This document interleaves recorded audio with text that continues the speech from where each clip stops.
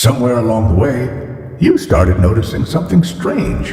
Your personality changes depending on who you're with. Around some people, you become quieter. Around others, funnier, more careful, more agreeable. And after certain conversations, you leave feeling uncomfortable, like you just performed another version of yourself. Visual. Person staring at reflection in a dark window. You start asking questions silently. Which version of me is real? Why do I feel more authentic alone? Why does socializing feel exhausting? Most people think this means they're fake, but that's usually not true. What's actually happening is much deeper. Your brain learned how to adapt, and adaptation can become so automatic that you stop noticing it. A child quickly learns which behaviors create acceptance. Maybe being emotional caused tension, so you became calm. Maybe expressing yourself invited criticism, so you became careful instead. Over time, your nervous system started scanning every environment for safety. What version of me works here? What should I hide? What keeps people comfortable? Visual, slow-moving storm clouds. Psychology calls this self-monitoring. Your brain constantly watches reactions, tone changes, facial expressions. Not because you're manipulative, because your nervous system is trying to protect connection. Humans are wired for belonging. To the brain, rejection feels threatening. So your personality becomes flexible, like a chameleon changing colors depending on the environment. Visual, chameleon changing colors. The problem is, if you adapt too much for too long, you stop knowing what feels natural anymore. You become socially skilled, but emotionally disconnected from yourself. That's why some people replay conversations for hours afterward. Their brain stayed in evaluation mode. Did I sound weird? Should I have said that differently? Was I too much? Social interaction stops feeling natural.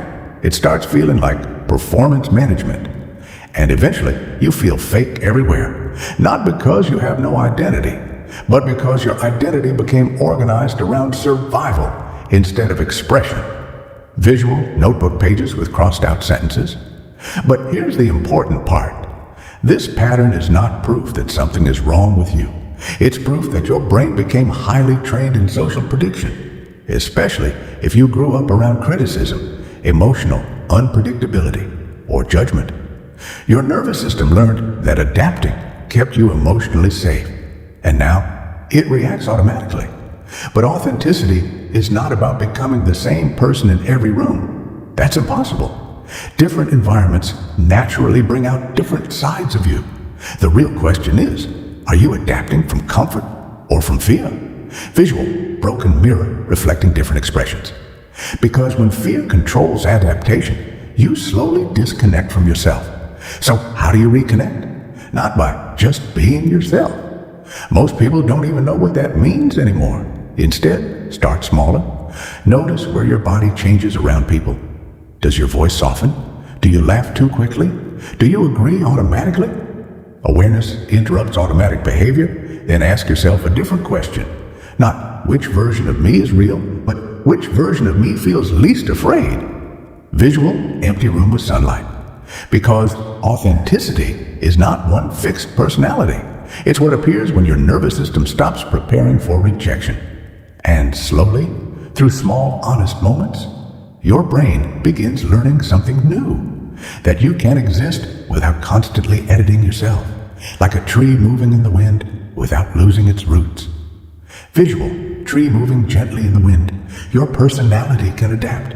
Your tone can shift. But your inner connection to yourself should remain. And maybe that's the real reason you feel fake around different people. Not because you're dishonest, but because somewhere along the way, you became too skilled at becoming acceptable.